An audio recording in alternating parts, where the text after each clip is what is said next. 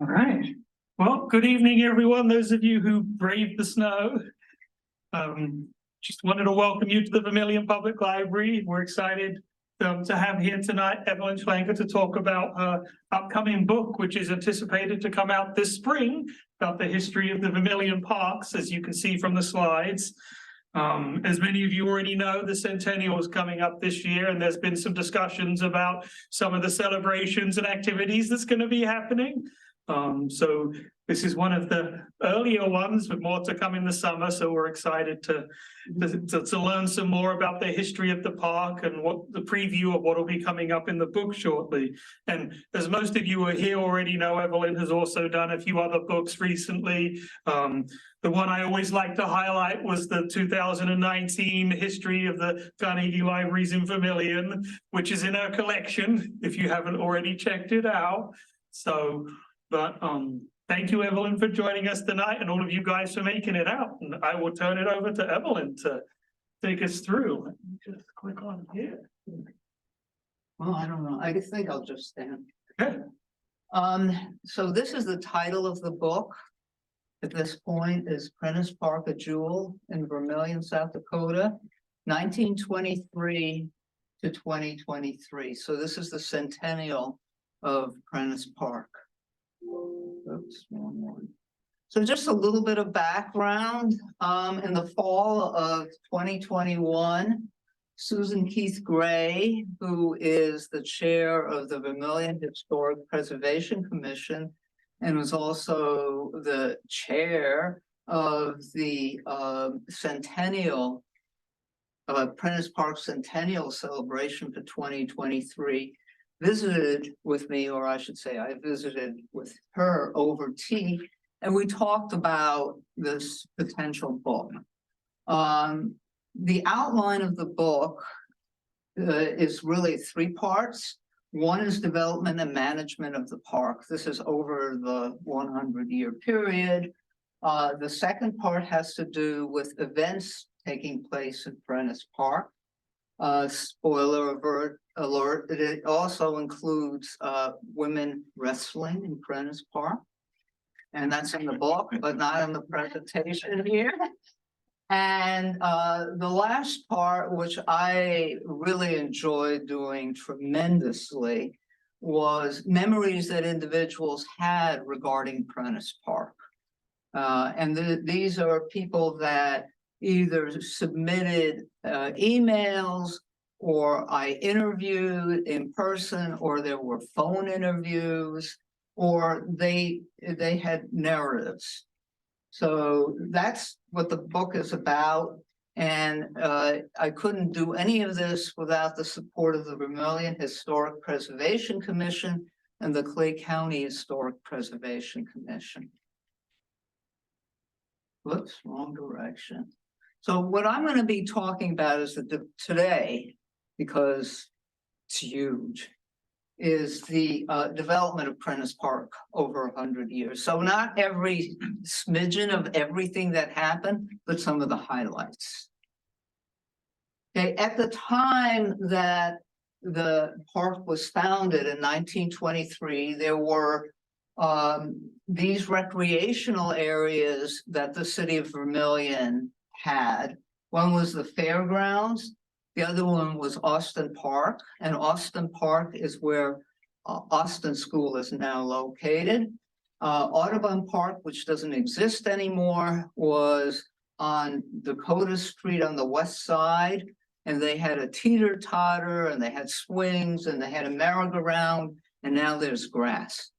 And then the nine-hole municipal golf course, which was very popular but brought in no money. So land purchases to develop the park. Prentis Park was named after Charles Prentice. He purchased two parcels of land. One was in 1923, which was in memory of his second wife, Bella Prentice. And the other one was in 1930. And part of the reason behind that was he wanted playing fields. And what was there before was not large enough for that. The seller was Egbert Collar, who acquired the land from George Carpenter. George Carpenter was the son of Aaron Carpenter, who was an early settler in Vermillion in the 1860s.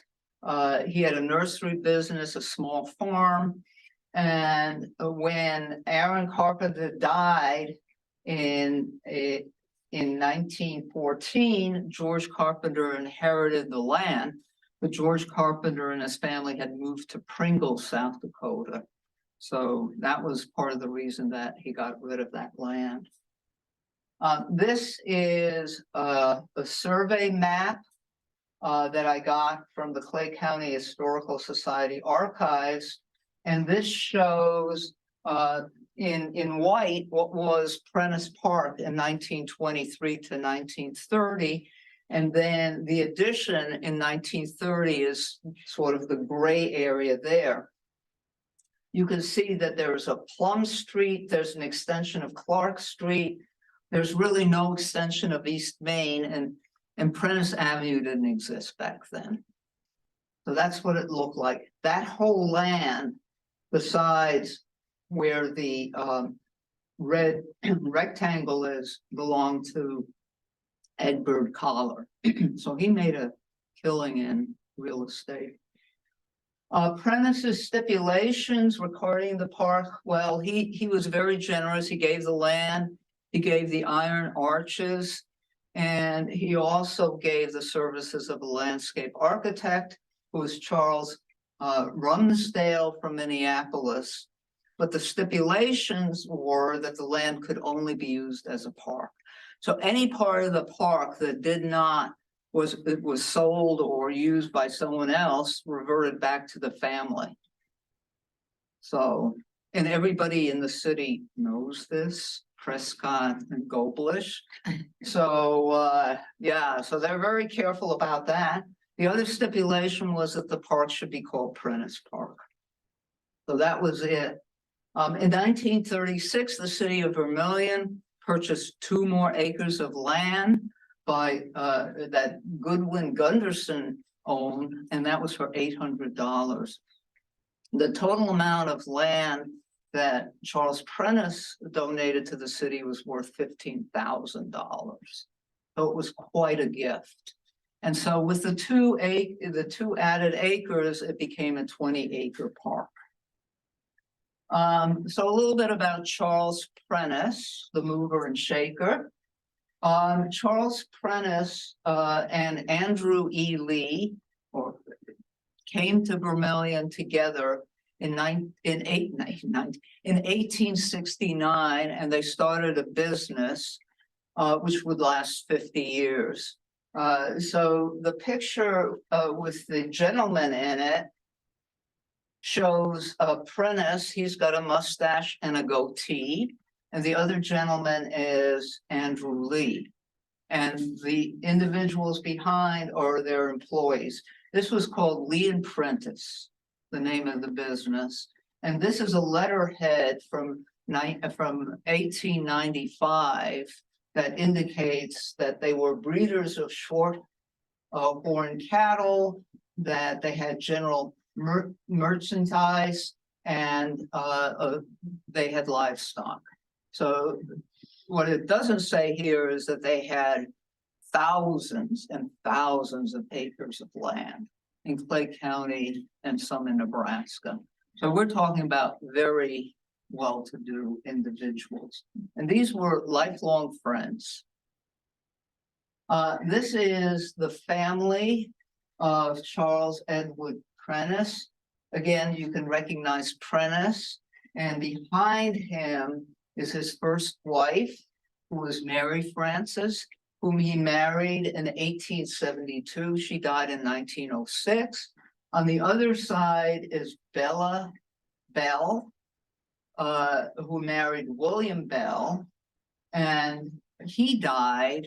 And so he was a widower and she was a widow, and they married, and the two families had daughters. So Karen Prentice married a Munger, Stanley Munger, from Sioux City. And Robin Bell married a Thompson, and that's why Sybil Cheney has that picture. So when Bella died in 1923, a number of things happened, one of which was that he gave the land to the city. But the other thing is the house that he had on Court Street was given to the university. And for the rest of his life, Charles Prentice was a lodger. So he didn't own a house. I guess he had enough. He didn't have family there. He had nobody to take care of him. So he lived in a number of houses on Forest Avenue. Okay, so I'm going to spend a little bit of time on this slide, mainly because what was said in 1924 works today. So think of it that way. So this was the vision of Rumsdale and Prentice regarding the park. So they wanted a park that was accessible and functional to people of all ages. And so some of the things they postulated being in the park was a swimming pool, a playground, sound familiar, playing fields, picnic areas, and a bandshell and amphitheater. The other thing was that the park should be attractive, i.e. the landscaping, and that there would be walkways so people could go to different parts of the park. And the other thing that was really important was collaboration with other groups and individuals in the community. So that was absolutely essential for the development of the park. And lastly, they wanted to hire a park caretaker to sort of make sure things were working okay, decrease vandalism. So this was 1924. Works pretty well today. So that's why I wanted to spend a little time on that one. So this was thanks to Jim Globalish. This is a landscape diagram of Prentis Park before the addition in 1930. And we have the vision where the swimming pool was going to go. And then there was the other arrow is the playground, which in the winter would be flooded for an ice skating rink. And so you can see that there are trees and walkways throughout. So this is only half of the park. So the arches, and this is an updated version of the arches. This is not an old picture, but I took this. So their arches are two entrances to the park, the northwest and the southwest. They were constructed in 1925. So they were some of the oldest elements in the park. And you can see on the arch, it says Prentice Park, 1923. There was no park in 1923 because he gave the land to the city in November. And you and I know you don't landscape and park in a park or plant things in December and or January. So they had to wait to the following year to do anything. But it took a while for the park to actually become a park. The first swimming pool was in 1929, and there was a lot of controversy. The people on the city council in general were against it. And so they actually had to put it to a vote of the people in Vermillion, and the vote won by 3 votes for the pool, 3 votes. And the Parks Committee at that time wasn't sure whether this was legitimate. And Bogue, who was the city attorney, said, "You won, go ahead." They didn't win by much. So the park, through a lot of absolute hard work, which also included Rumsdale, they decided on a pool. And the pool that has a lot of people in it was the main pool. And this sort of blown up area with the fountain and the slide was the kiddie pool. That slide is a metal slide, which in the summer gets really hot. And in the memory section, some of the individuals mention that. But so there were really two pools. And obviously, as you can see by the many people enjoying the pool, it was a big hit and it was always a moneymaker.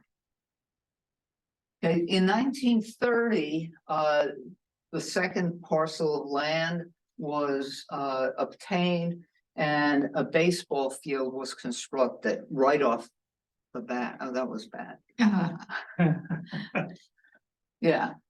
So you have the pool and you have the baseball diamond, a baseball field. Again, you can see that there was a Main Street, Plum Street, Clark Street, but no Prentice Avenue at that time. So this was a 1939 landscaping picture that Jose Dominguez shared with me. So I was walking around the park and I came upon this structure and I had no idea what it was.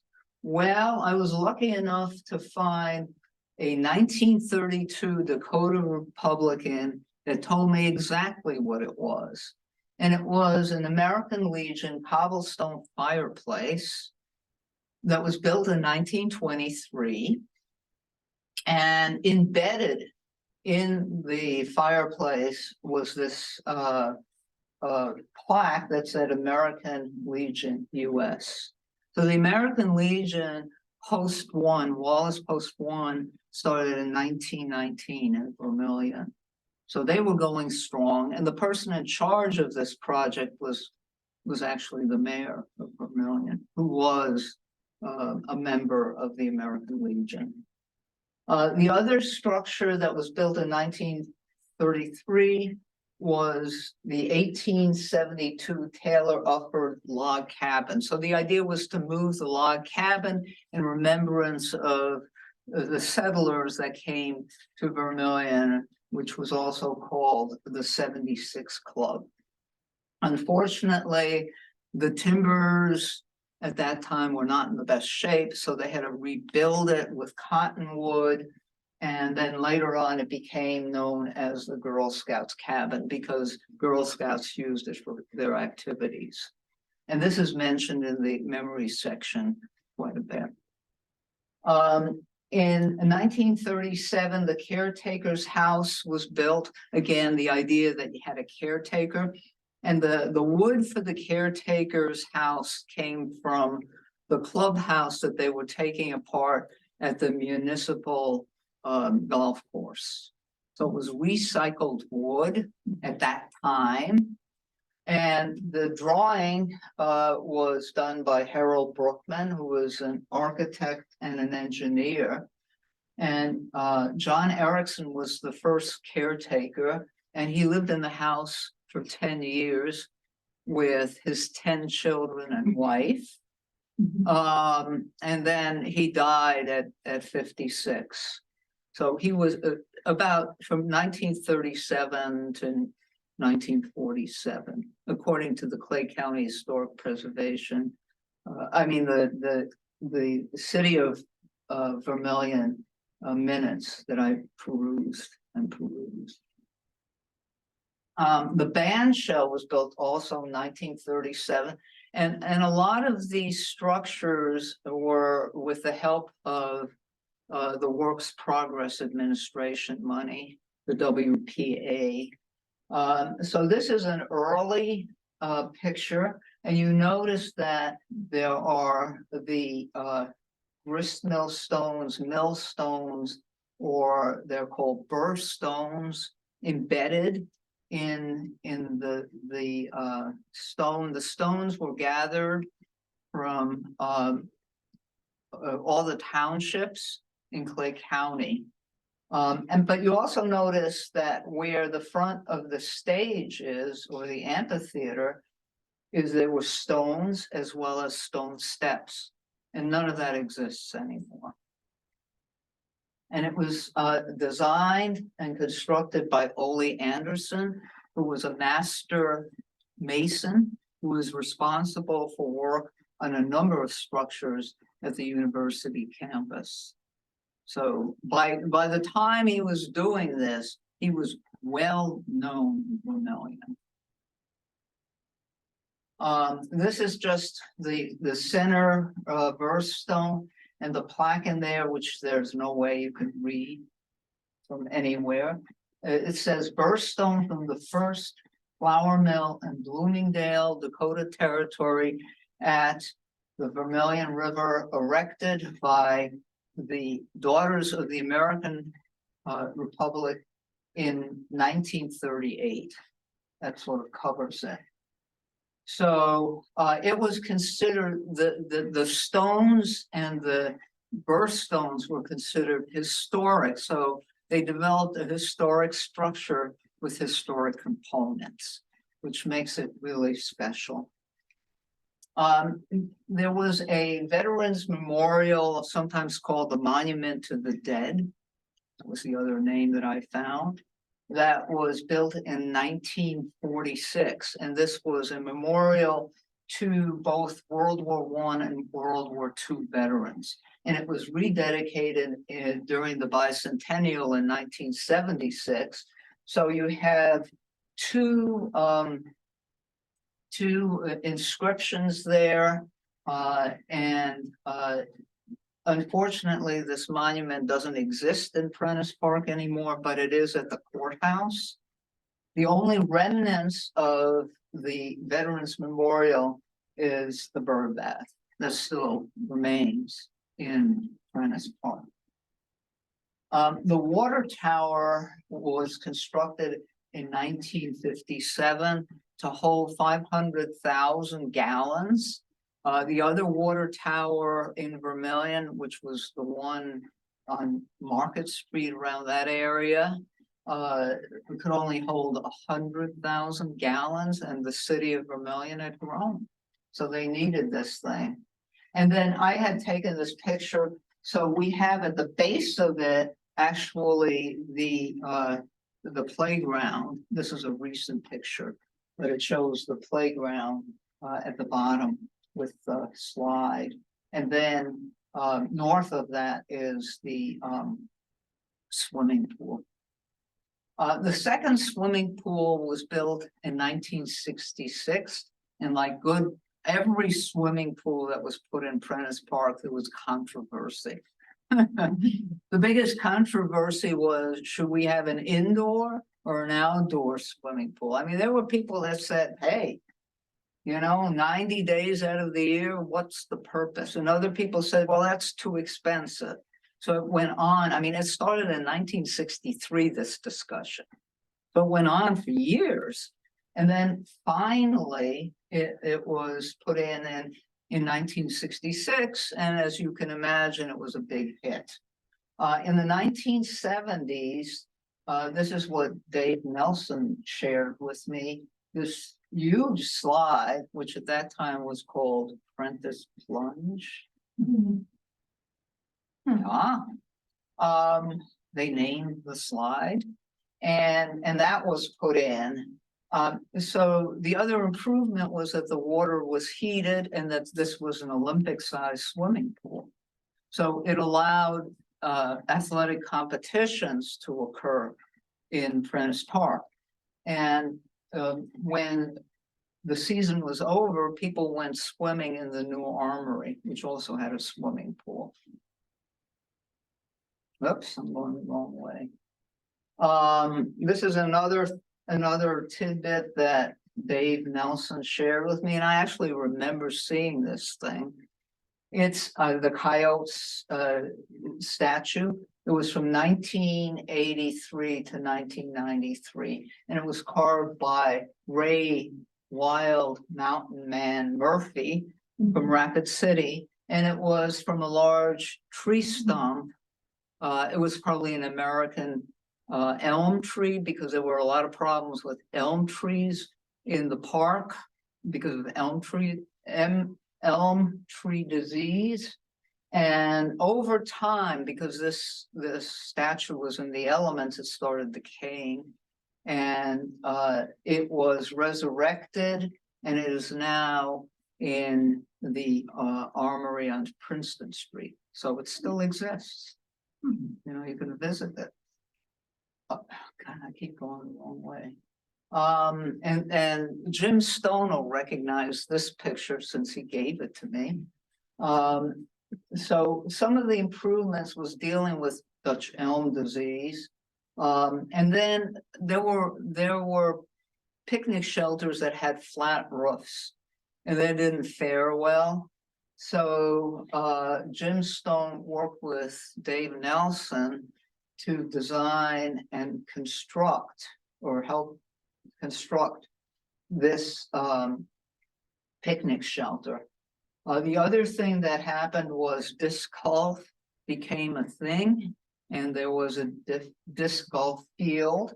There was an upgrade in playground equipment. Again, they got rid of the jungle gyms and the merry-go-rounds and all of those, and upgraded it. And then a very big thing in 2003 was West Nile disease that hit South Dakota badly. And so spraying for mosquitoes took up great urgency at that time, and continues to, because it's not a nice disease to get.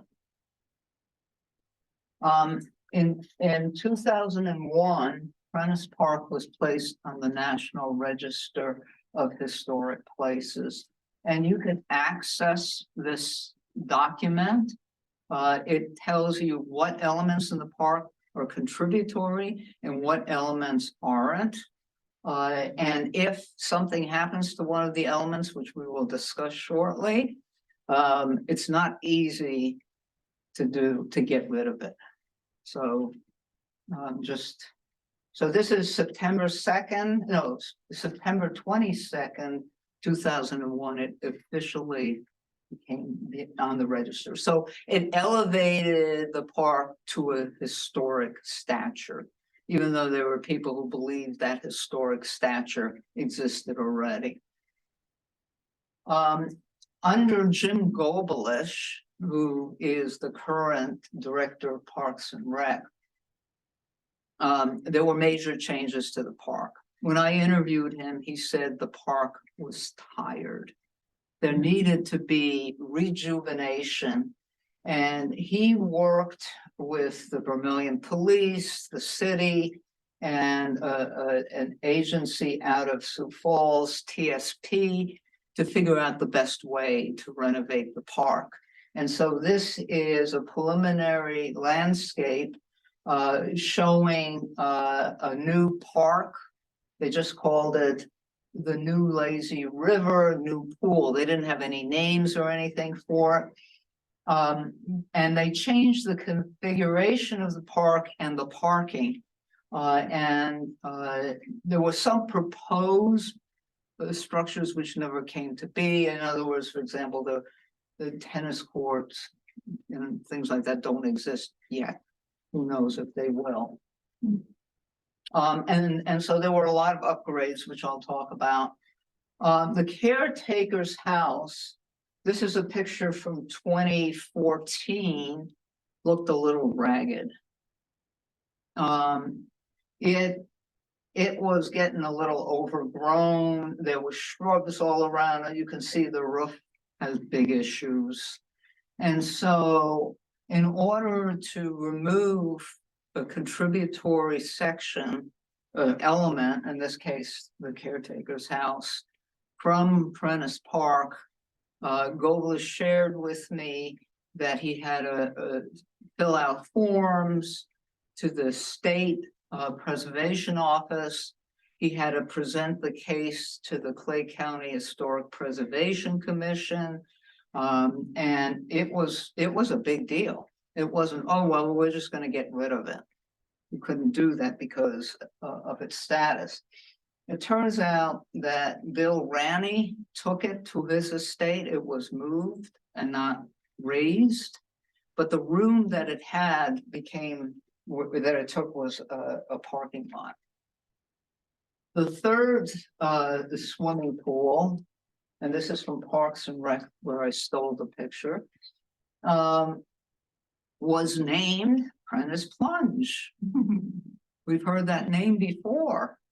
And this was in 2017. And for people who lived in Vermillion from 2014 to 2017, this was really controversial. There were multiple meetings, there were bonds issued, there were big discussions on, is the renovation correct? So what Prentice Plunge basically did was develop a lazy river, and it had this humongous slide, not metal, which would burn your body. But it also had a swimming pool area, but it was no longer a competitive swimming pool area. So it changed pretty radically. I mean, it's enjoyed by a lot of people, but it is a very different pool than it was. Whoops. So I'm just going to go over some of the updates, and then also talk about the movers and shakers in terms of Parks and Rec in Vermillion. So this was when Jim Globalish took over. So some of the updates were new playground equipment and new landscaping. He made, one of the things that he said was he didn't want to have bushes where people could hide. Now, the kids loved the bushes, but he thought, well, they could hide there. And if you look specifically around the band shell area, there's just grasses there. The bushes are all gone. And then there were a lot of trees that were removed at that time. There was major updating in the baseball diamond, bleachers, and concession stand. But these all had to be historically correct. Because again, it's on the National Register. You couldn't just, go to Menards and buy a concession stand. That didn't work. And there was improved parking and sidewalks. When I interviewed one individual, he said that people used to park their cars by the baseball diamond, and rogue walls would break windows and such. So, parking has always been an issue with everything, and it was in the park. And there was development of new sidewalks. This last year, there was a new sidewalk put on Prentice Street, which it has access. The only street that doesn't have a sidewalk on in Prentis Park is the one on East Main, because they can't put it in there. It's too narrow. The columns in 2021 were rebuilt, and this was in collaboration with the Vermillion Historic Preservation Commission. They were getting really raggedy. I mean, I took pictures of it before they were renovated. We had bricks falling apart. It was looking pretty ragged. And so Doug Griffith, who was a mason, was asked to rejuvenate, probably rebuild is a more accurate term, not the arches, but the brick columns for both entrances, because they really needed it. The disc golf field was enlarged. Disc golf became a big enterprise activity in Vermillion. And the important thing is it could potentially be played all year round. So that's a little bit different than going swimming, which you can't do.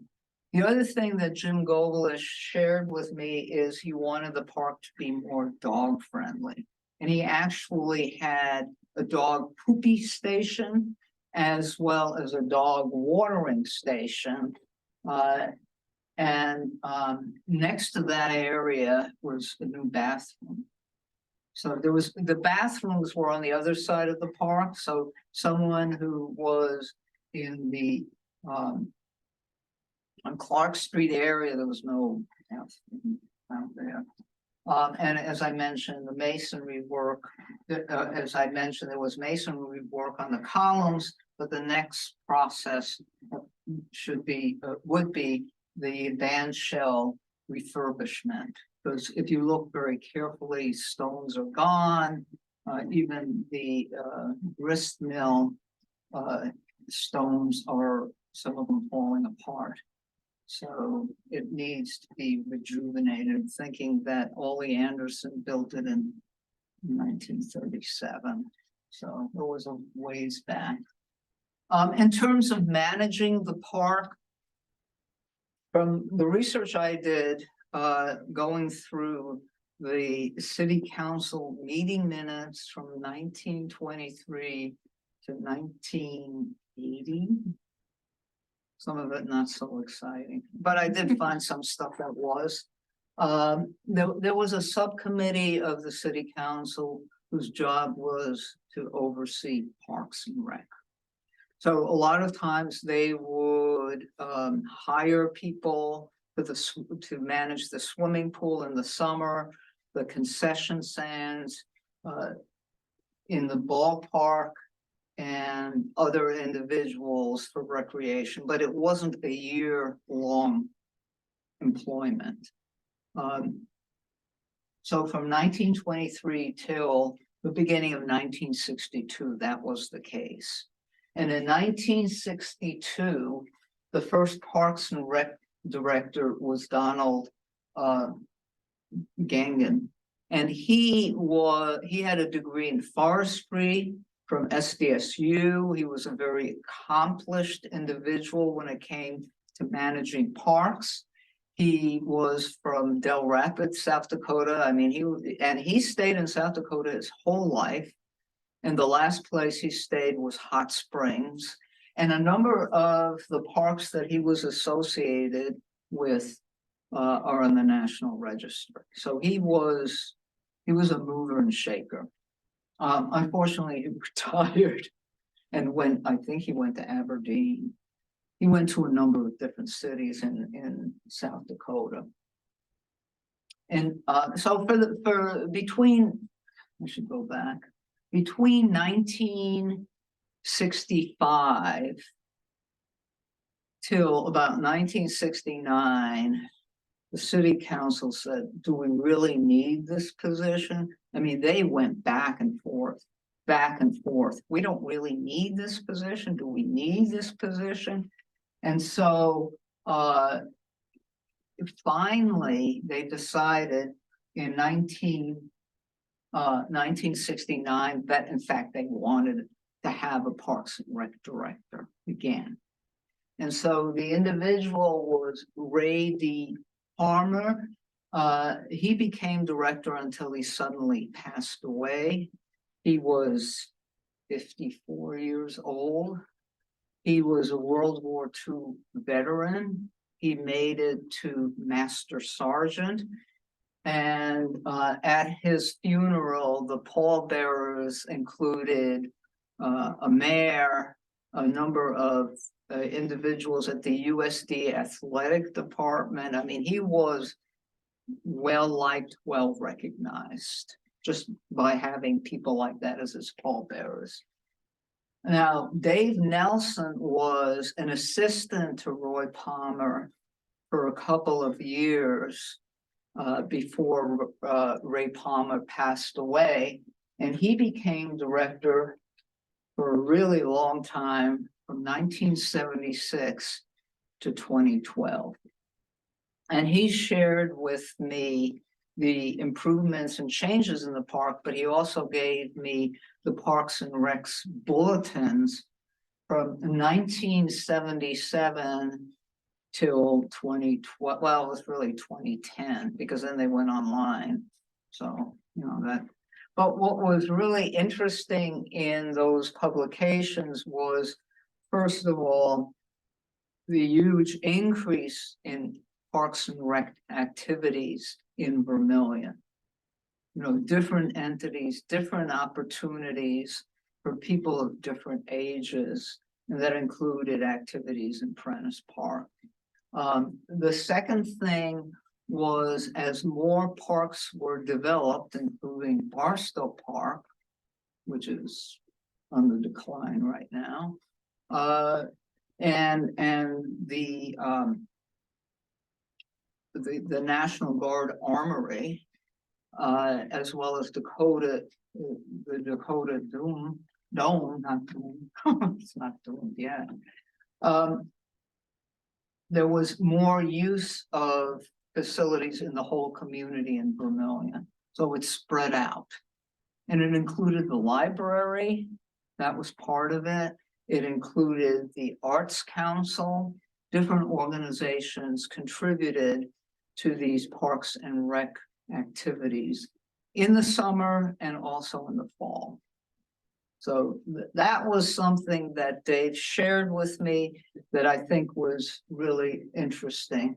One of the people that he also mentioned was a guy named Don McCullough, who was actually a professor of health and education at USD, and Don, known as also Doc McCullough, was a swimming coach also, and he created the USD swimming team and the Vermillion swimming team, which then morphed later on into the VAST, which is the Vermillion Areas swimming team. But McCullough had competitive swimming in Prentis Park pool. He was also known for teaching kids, and towards the end of his tenure, teaching babies how to swim. So he was quite the character. He swam pretty much until he died as a master swimmer. But then he, retired, I think in 1990 from his Prentice Park obligations. Jim Globalish took over the directorship in 2013. And as I mentioned, one of the things that he realized was that the park was tired. And his job was to refurbish the park. And what this tells me overall were two things. One, that Rumsdale's and Prentice's visions were farsighted. And two, that the park was always evolving. It wasn't a static entity. There were many groups that were involved and many activities. And that's actually the second portion of the book, which I really can't get into. But that would be the events. I did tell you about the women's wrestling in Prentis Park, and there were some women that were very elegant and others that were. So I think I'm going to stop now, and if there are any questions or comments for the good of the order, or if you feel I left something out that you want me to discuss. You mentioned that there was actually some concern about making money that the pool and the.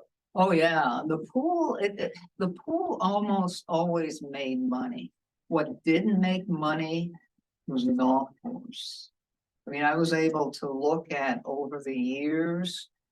Some of it was in the city council meeting minutes and other publications.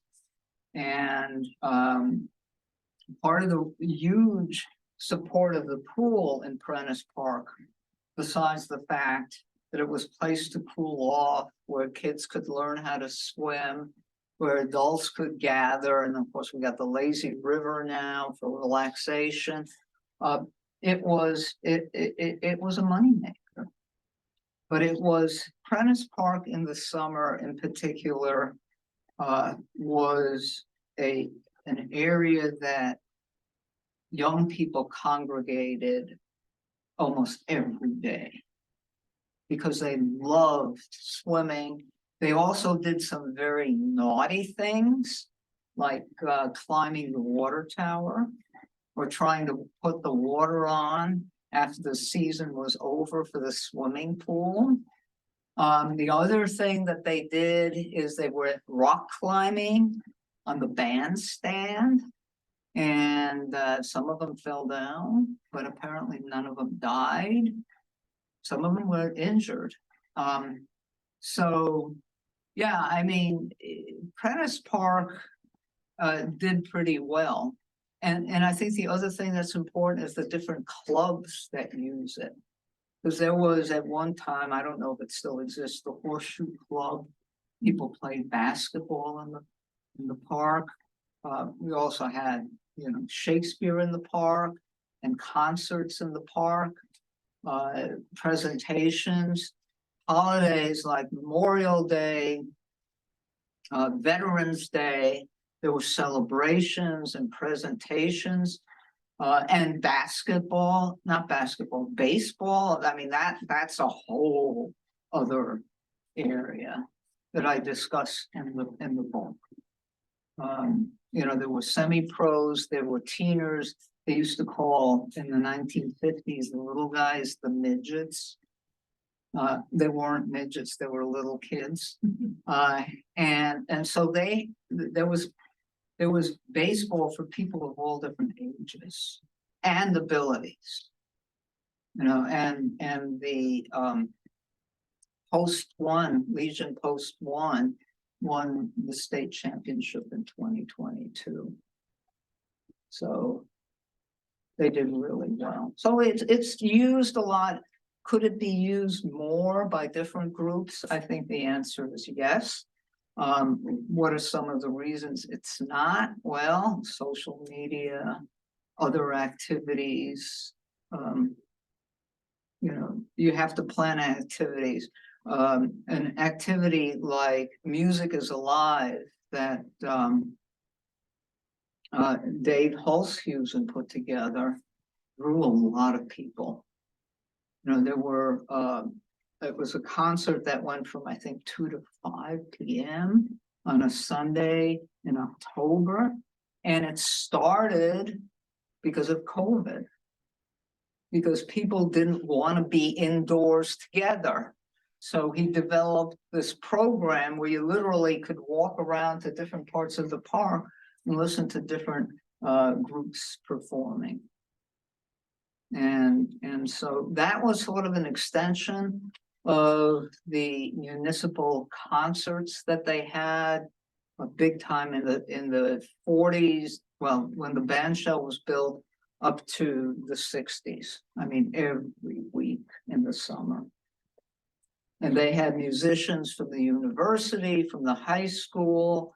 There were students involved. So it allowed groups of people to get together and present music for the community.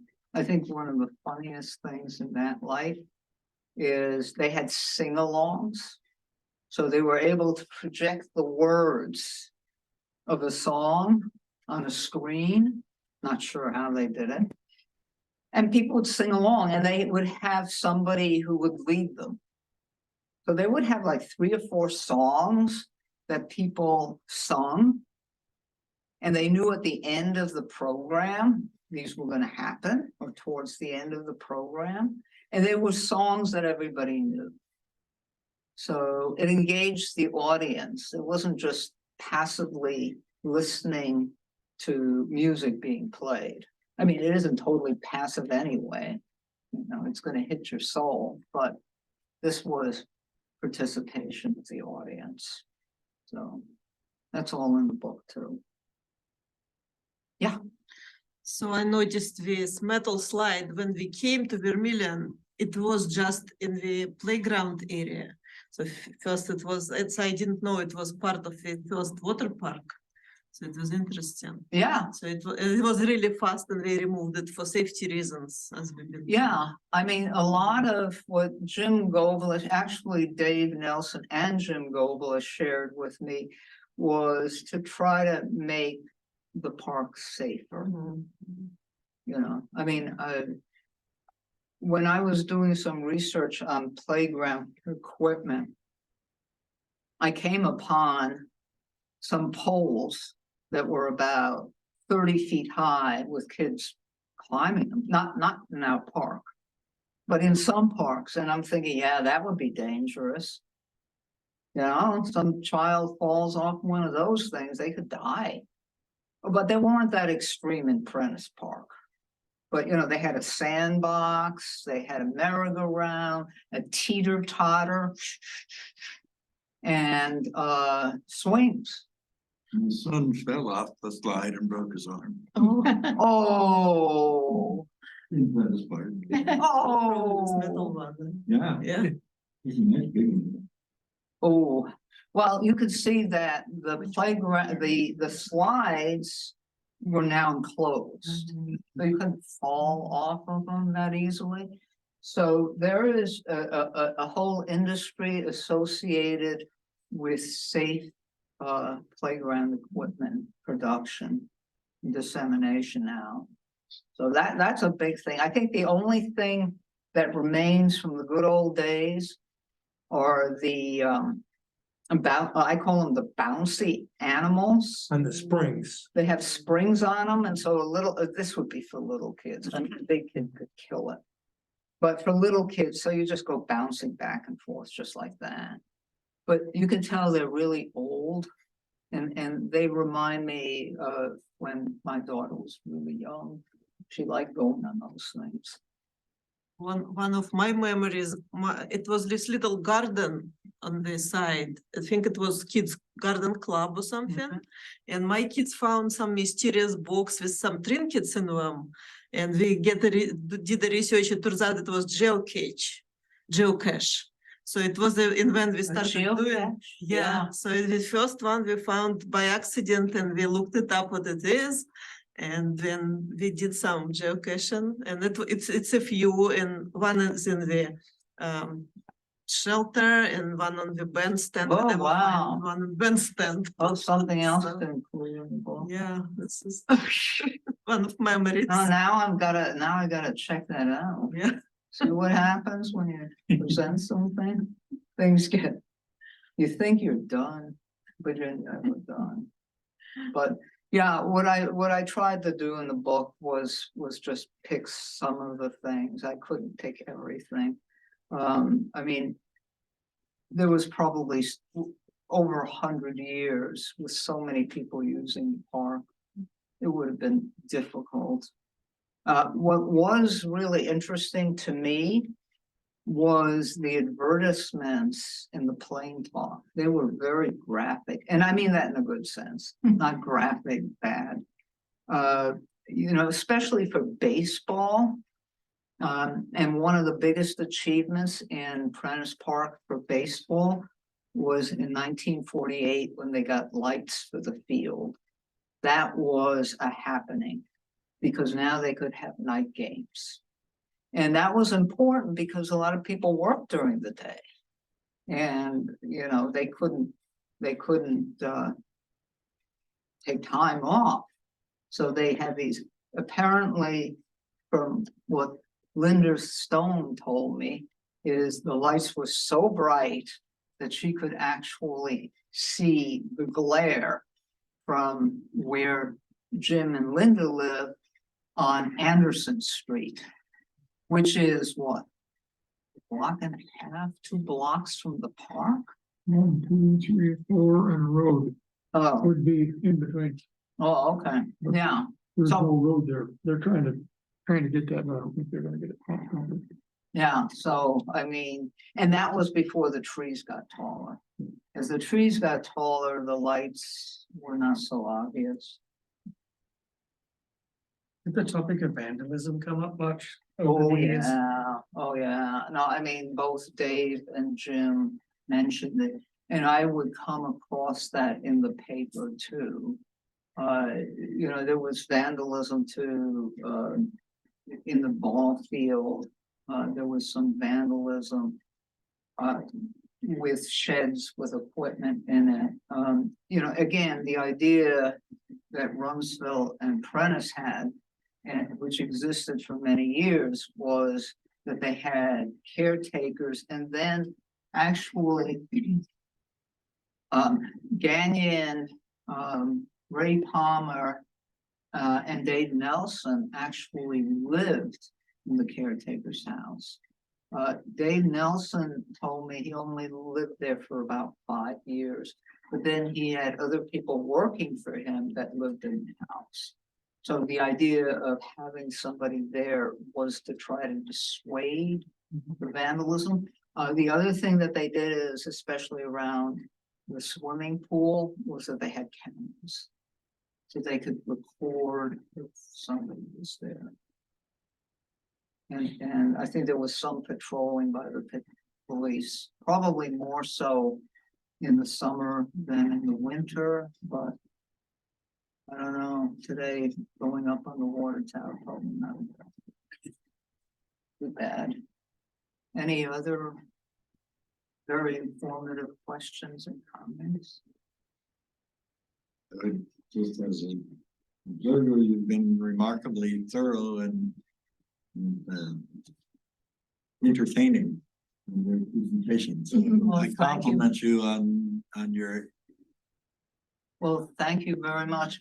I actually felt honored to work on this project because I was able to get insight from so many people and other sources about what was going on in the park. And, you know, anytime somebody said Prentis Park, I redirected myself automatically to that. So I'm hoping that this is a bit of a contribution to the history of this area. And again, it was Susan Keith Gray's fault. He wrote me in actually as a friend. It was the idea. It's amazing as I sit here, you did all the work. I just, it's like, okay, can you do that? I can do And you that. did it. And I had no idea what I was getting myself into. I mean, truly no. I mean, at the time that I was working on this. But, you know, when you've worked on something for over a year. Or about a year. You know, not that I worked on it every day, all the time. But. You know, it becomes internalized, becomes part of you. I would imagine that would be the same thing with your barn project. It becomes internalized and some of the other, well, yeah, well, I mean, it has to have an end, but that doesn't mean it can't have some kind of a sequel somewhere down the line, like the next 100 years, which I won't be around for, but who knows? Thank you for coming. Certainly timely. Oh, yeah. Perfect. Timely. Well, I hope I can get back in my driveway. Yeah. It's the bells.